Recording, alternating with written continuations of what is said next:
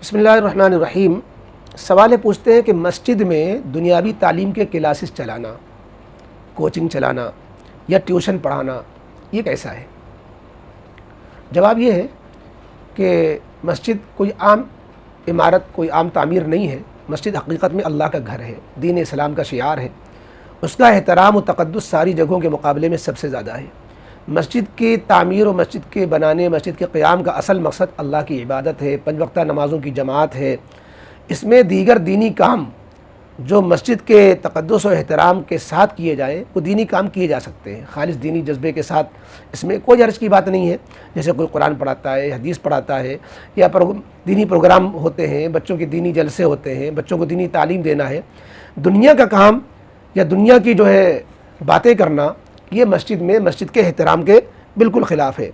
इसलिए मस्जिद के अंदर कोई भी खालिस दुनियावी काम इस अंदाज से करना जिसमें सिर्फ़ दुनिया का वो काम कहलाए और दुनिया की बातें कहलाए, ये दुरुस्त नहीं है। और ज़िम्नन अगर दीनी तालीम हो जाए, दीनी तालीम के ज़िम्न में कोई दूसरी तालीम हो जाए, मसलन ये कि मदरसे में बच्चे पढ़ रहे हैं, अरबी फ़ारसी कुरान का तर्जुमा हदीस पढ़ रहे हैं, लेकिन उनको ग्रामर भी कुरान हदीस की पढ़ाई जा रही है, तो ये ग्रामर पढ़ाना भी कुरान हदीस ही के ज़िम्न में है।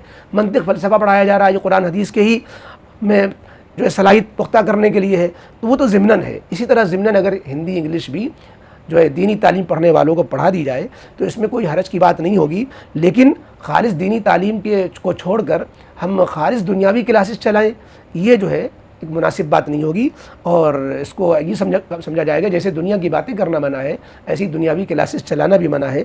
दारुल उलूम देवबंद का फतवा इस सिलसिले में हम आपके सामने अर्ज़ करते हैं। दारुल उलूम देवबंद का फतवा है 1439 का।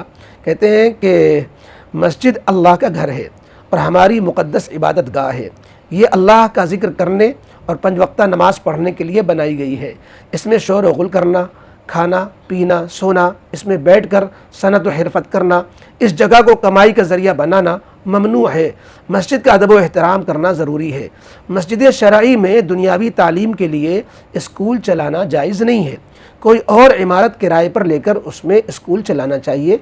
दारुल इफ्ता दारुल उलूम देवबंद, जवाब नंबर 157308। तो ये इससे वाज़ेह होता है कि हमें स्कूली जो क्लासेस है खालिस वो चलाना सही नहीं होगा। ज़िम्नन अगर जो है दीन पढ़ने वालों का कोई घंटा अंग्रेज़ी वगैरह का हो, वो पढ़ा लिया जा रहा हो, तो उसमें गुंजाइश होती है। यही हाल जो है ट्यूशन पढ़ाने का है। अगर हम ट्यूशन, चूँकि खालिस कमाना, दुनिया कमाने के लिए होता है ट्यूशन पढ़ाना, और उसमें मकसद सिर्फ जो है यही होता है कि हम दो पैसे हाथ में आ जाएँ, तो इसलिए फ़ुक़हा ने इसको भी मकरूह लिखा है। अगरचे अगर कोई और मौका ना हो, जगह ना हो, तो उजरत पर दीनी तालीम देना, दीनी तालीम पर उजरत लेना, उसके लिए मस्जिद को इस्तेमाल करना, इसको भी ज़रूरतन दीनी तालीम की बका और हिफाजत के लिए इसकी इजाज़त दी गई है। लेकिन बहरहाल एहतियात बेहतर है। ये बात हम उस मस्जिद की कर रहे हैं जो मस्जिद शरई है। दारुल उलूम देवबंद के फतवे में भी शरई मस्जिद का लफ्ज़ इसीलिए आया कि बाज़ तो मुसल्ले होते हैं, ठिए होते हैं, जैसे शहरों में मुसल्ले बना दिए गए हैं, हकीकत में वो मस्जिद नहीं है, बल्कि उसको नमाज़ पढ़ने के लिए एक जगह बना दी गई। फ्लैटों में आमतौर पर इस बड़े बड़े फ्लैट जहाँ होते हैं, बिल्डिंगें होती हैं, वहाँ कोई मस्जिद के बजाय एक मुसल्ला बना दिया गया, तो मुसल्ला का वो हुक्म नहीं होता जो मस्जिद का होता है। इसी तरीके से मस्जिद के दाएँ बाएँ कुछ जगह होती हैं छूटी हुई, इमाम साहब का कमरा है, वज़ू खाना है, बैतुल खला के आसपास की कोई जगह है, कोई और जो है दालान सहन वगैरह जो मस्जिद से बाहर का कुछ एरिया कहला रहा है, तो उसका वो मसला नहीं होगा। वहाँ पर जो है ये ज़रूरतें पूरी की जा सकती हैं। तो बहरहाल हमें मस्जिद का एहतराम भी बाकी रखना चाहिए। हाँ, ये बात ज़रूर है कि जो और मज़हब वालों की बातें होती हैं, मंदिर है, गिरजाघर, उसमें तो कुछ भी जायज़ नहीं होता है इबादत के अलावा। लेकिन दीन इस्लाम में मस्जिद में दीनी काम जायज़ होता है। दीनी काम चाहे वो किसी भी लाइन के हो, बशर्ते कि उसका मकसद दीन हो, उसमें नुमाया तौर पर दीनी खिदमत नज़र आ रही हो, नीयत भी दीनी हो, काम भी दीनी हो, तरीक़ा भी दीनी हो, मस्जिद का तक़द्दुस और एहतराम भी बाकी हो, तो उसकी गुंजाइश होती है।